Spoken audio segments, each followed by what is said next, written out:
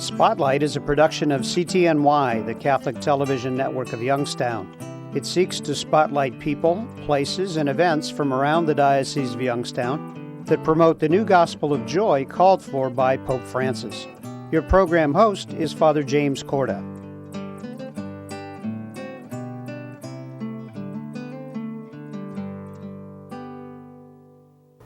Hello and welcome to Spotlight. I'm Father Jim Corda. Today we're going to talk with Jim Merhaut and about a process called Coaching to Connect. Jim, it's such a pleasure to have you on Spotlight today. Thank you. Pleasure to be here. You know, before we get into the actual program and process that you're involved with, let's give the folks a little taste of you, your biography, a little background as to who you are, where you're from.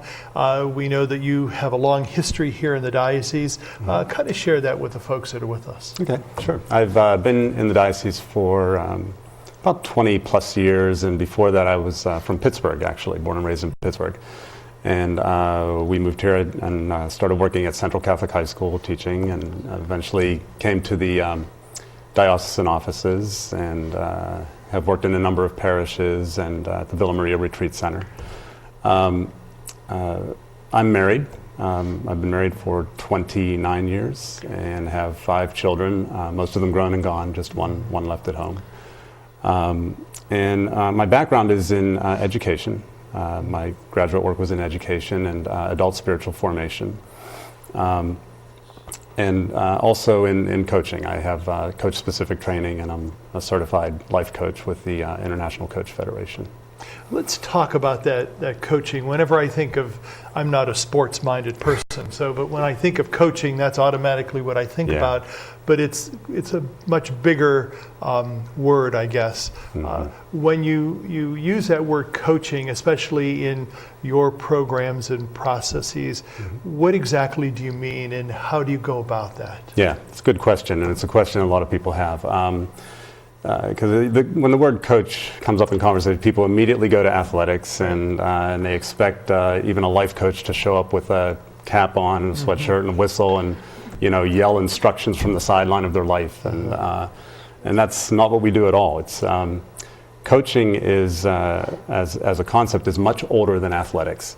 It actually comes from the field of education, and even before that, from the world of transportation. So.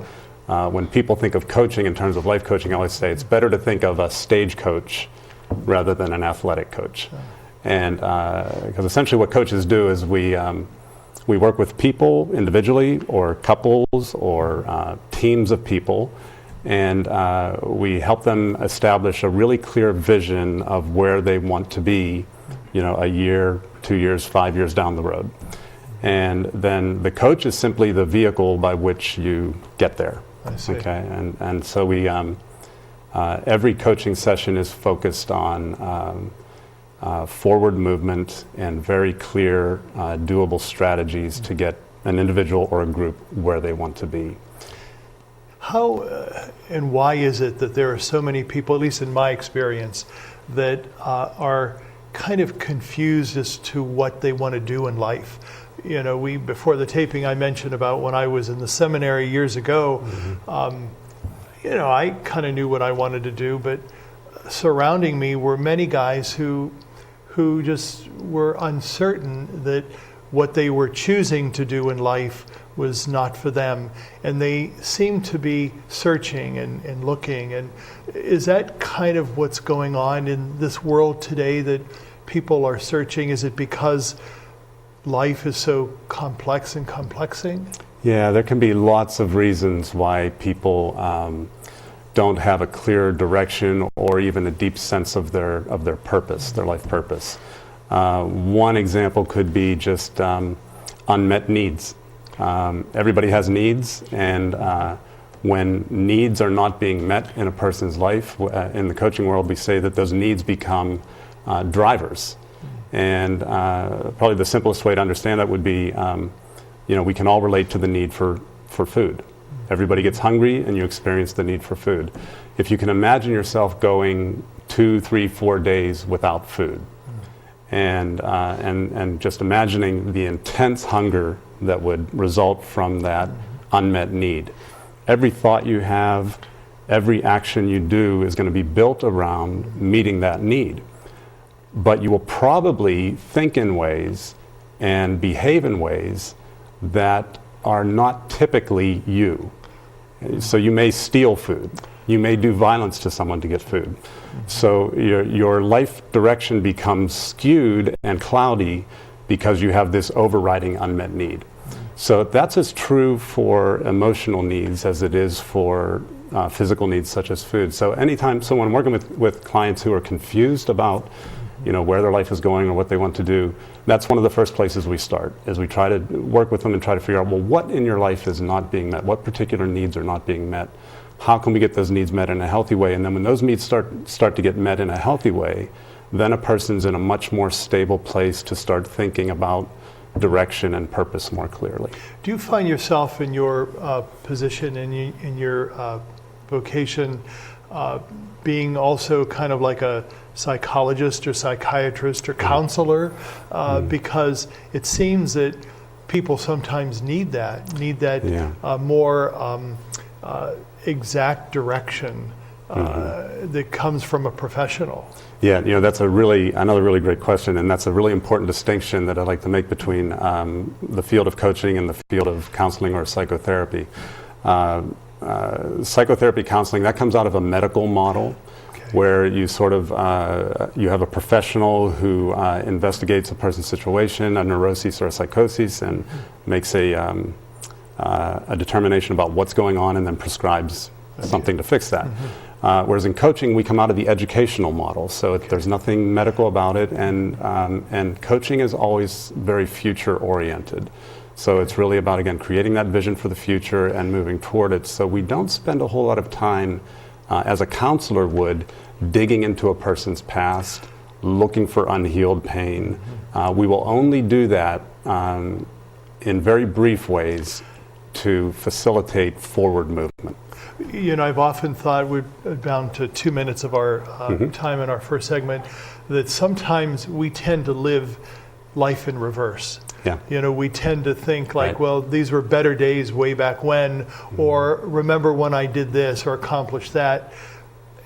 Sometimes we don't move beyond the present, and we're not even in the present. We tend to live in the past. Why is it so detrimental for someone to live in reverse? Yeah, and this is one of the great contributions of psychology. In the first half of the 20th century, psychology was really finding itself. It was finding itself as a field that really did focus on looking to the past, because people like Freud were looking into the horrible things that happened to people in their past and trying to figure out, what do we do about this? And then when Abraham Maslow came along in the middle of the century and started to think, what would happen if we started looking at people who were thriving, whereas psychology up to that point was looking only at sick people who were psychologically ill.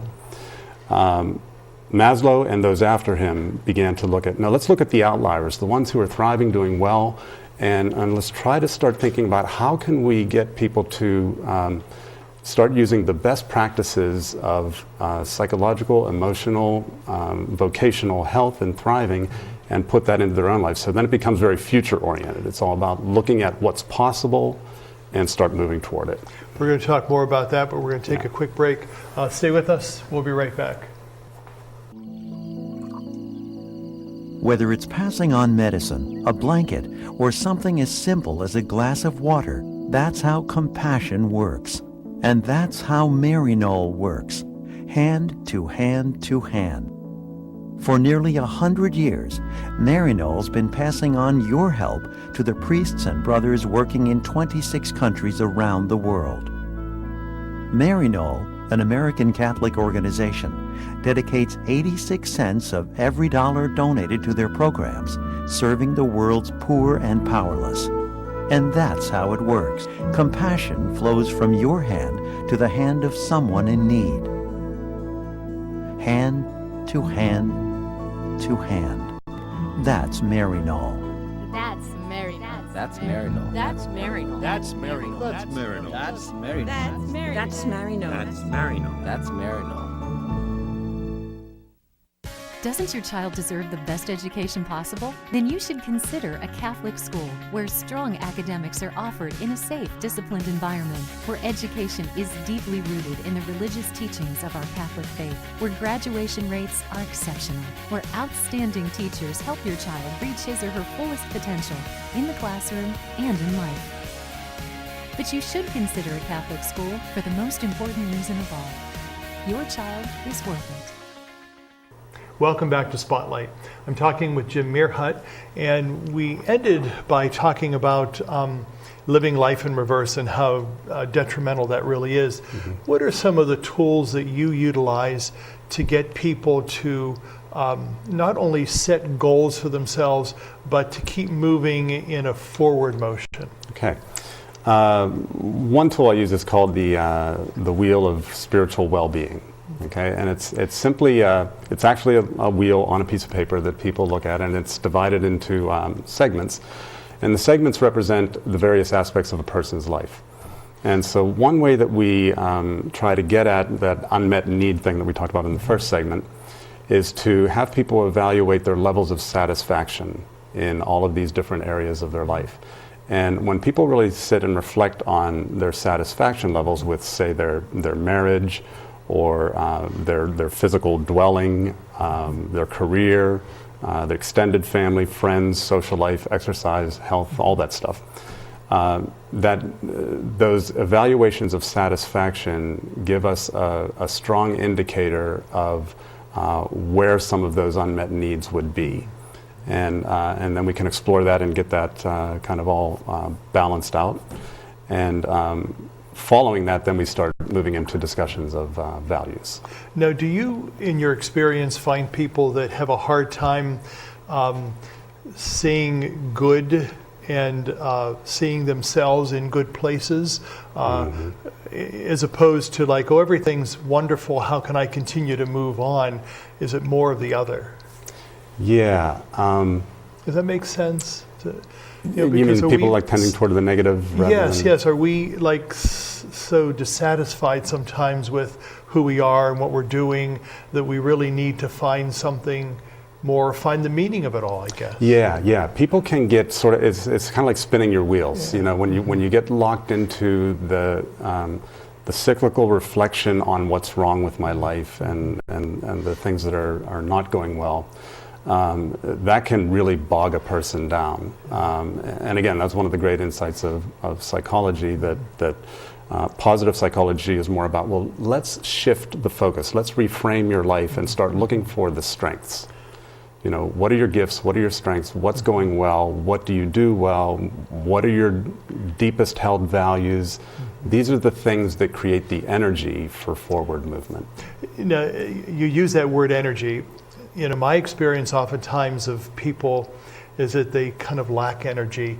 And I even find myself sometimes like you get kind of spent on something that is more ancillary than important. And I would imagine part of the process is to focus on what's really important and how difficult is that sometimes to focus on what's important? Yeah, you know, the energy thing is an important indicator for coaching. When we're in a coaching conversation with a person, most of it actually happens on the phone. It's another distinction from counseling. I have clients all over the world, and so we do the coaching by phone.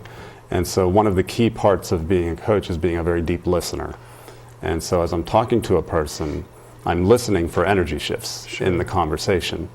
And when I sense a really significant upward swing in energy, then that's an indicator of, you know, we've landed on something that could be fuel for forward movement for this person. So that's a really important part of it.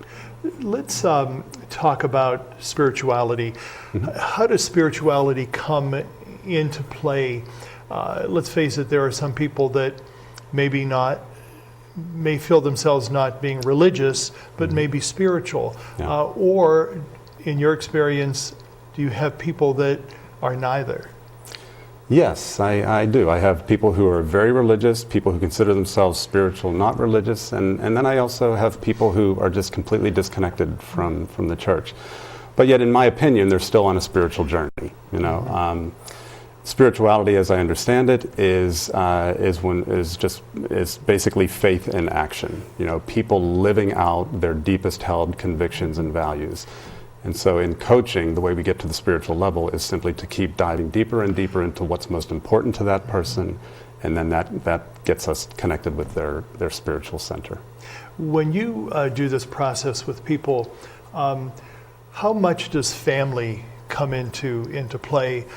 You know, sometimes, at least my experience, sometimes family has been part of the problem. Mm-hmm. You know, and I'm sure psychiatrists and psychologists delve deeper into that. But what are some of the things that you do where family is concerned? Yeah, family is always an overriding theme in coaching. Whether I'm coaching in business or doing a church team or an individual or a couple, family is always a factor. And for those family problems, the things that people inherit from their families that are difficult, we have a word in coaching for that. We call them gremlins. Oh.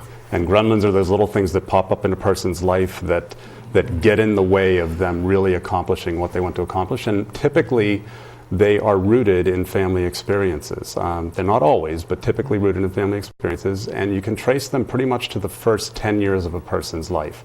So we'll go back and explore a little bit of that, you know, and surface the gremlins, and then we just try to replace them with ways of thinking, ways of behaving that will move them toward their goals and help them overcome the gremlin that can be a real blocker.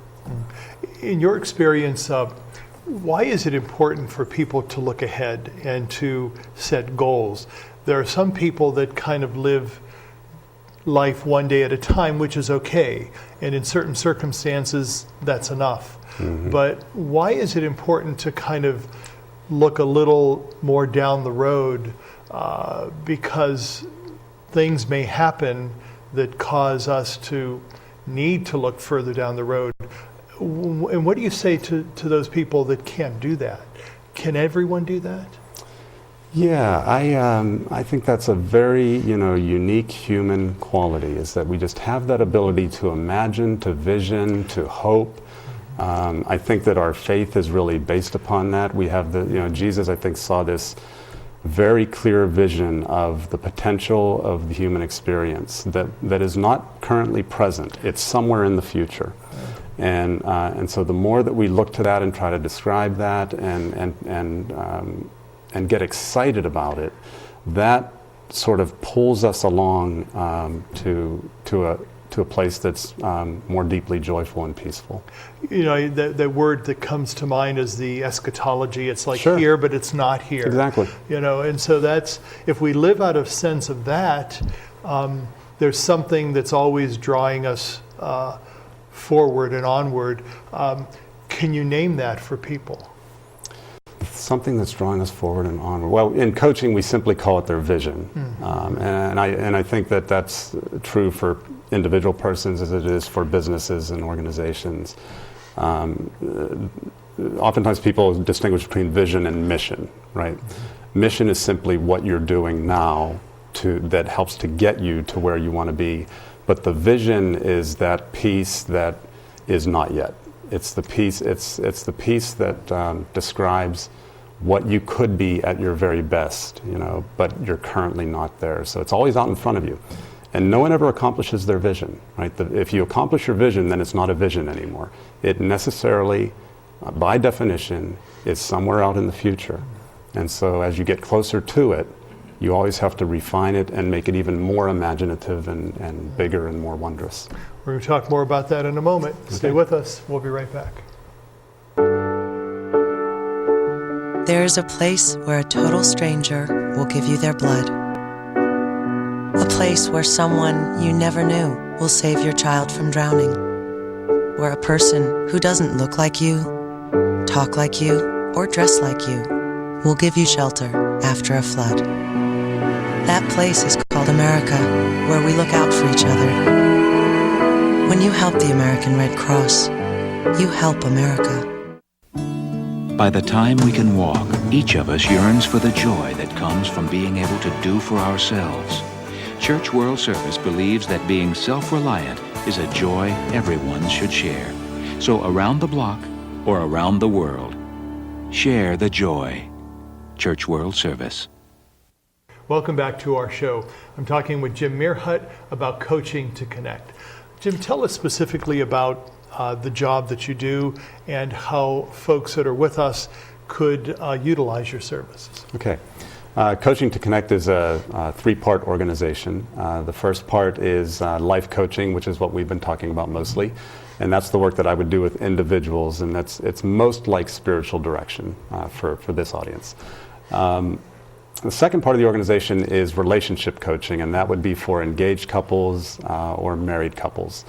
And I offer coaching services to married couples that are doing well and just want to be doing better in their relationship, and also for couples that are in crisis, and offer them ways to again, re-envision their marriage in the way that they've always wanted it to be, and then helping them develop some specific strategies and steps that they can do and work on a daily basis to make that marriage improve.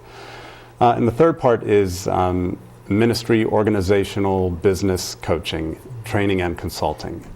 So I offer those services to primarily small businesses, but also to churches of all kinds. And to individual ministers within churches. So for example, there might be a youth minister who has some continuing education budget money that wants to spend it on coaching or consulting services. So I'll get into a relationship with them and help them to accomplish their goals and develop their projects in the ways that they want them to come out. In this three-prong kind of like not approach but process, do you utilize the same tools, or are things different in your approach for individuals, for couples, and for institutions? Yeah, the tools are different for the three different areas. With the couples, I use a relationship assessment tool called Prepare Enrich, and some churches in the Diocese of Youngstown use it.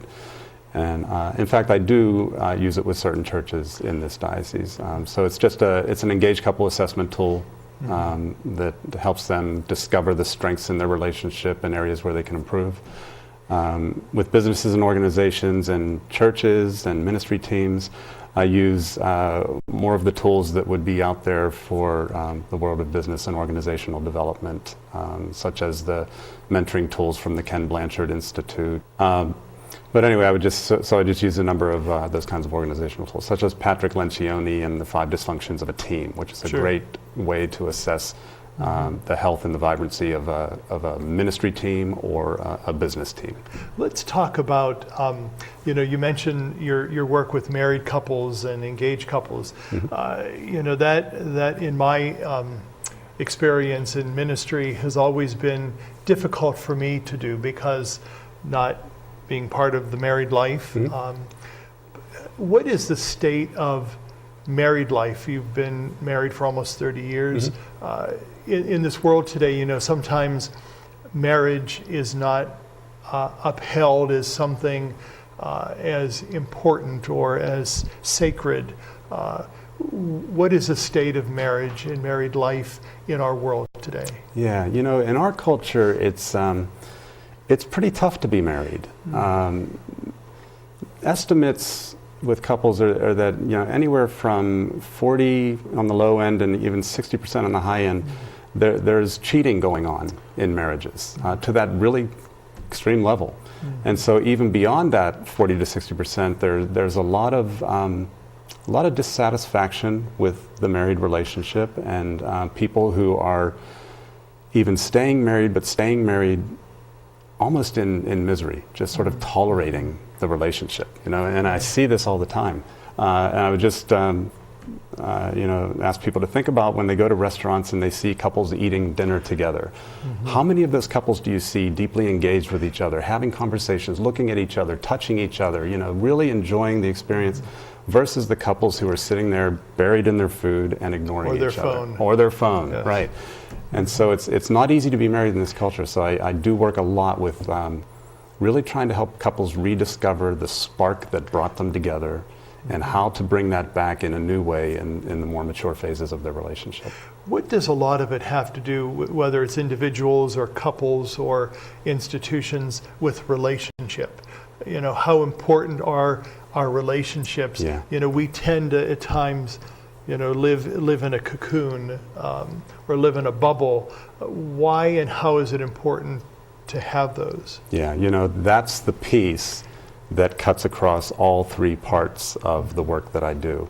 Relationships are as important in the business world as they are in marriage, and as important to the individual who's living life as a single person. It is really probably the most important thing that people have in their lives. Mother Teresa used to say the greatest poverty is loneliness and a lack of feeling loved. Audrey Hepburn put it this way: the greatest treasure we have is each other. And so no matter who I'm working with, it might be a little counterintuitive to think of it in terms of business teams, but when I work with a business team, the first thing we work on to get that team functioning at its highest level is trust. There's nothing more important on a business team than trust, and if you don't have that, you will never get the results you want in terms of the bottom line. It's almost like biblically I think of building on sand instead of building on a firm foundation. Right. Unless you build on that trust level, the higher you get, the quicker you fall if it's not solid. Yeah, one of the things that trust produces, and this is really good for churches to think about too, trust produces the ability to have productive conflict, okay? And we don't have to think of conflict as productive. Like in churches, we try to avoid it like the plague. Conflict is so uncomfortable. But without conflict, you can't create the kind of results you want, because you just will never get to the best ideas of a group if the group is not trusting enough to disagree with each other and to propose alternate ideas and different visions and explore different in a way that doesn't attack each other personally, but just we're talking about ideas here, not each other. And so if you have real strong levels of trust, then people feel very free to be very creative in their thinking and their discussing, and even to the point of disagreeing with each other energetically, but still respectfully. If someone wants to utilize your services, how do they come in contact with you? The best way is my website. It's coachingtoconnect.com. And on my website, there's a contact page, and there's also a scheduling calendar. You can go to the calendar and pick a time for a free consultation, and then we'll be in touch. Well, Jim, we certainly appreciate your presence here. It's been enlightening for me to talk with you and to get some deeper insight into, how you interact with individuals, with married couples, and also with institutions, and how important it is for us to do just that. And I thank you for your business, for your vocation, for your ministry, and for sharing that with us here on Spotlight. Yeah, thank you. It's been my pleasure to be here. Thank you. And thank you for being with us. Have a good day, and God be with you.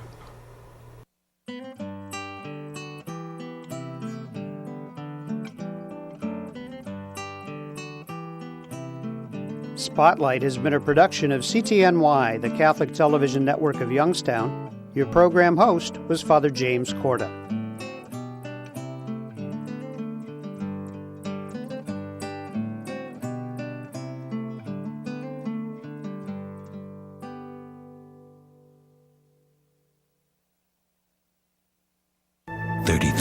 Americans have descended into poverty. And as their futures fall, so does our nation's.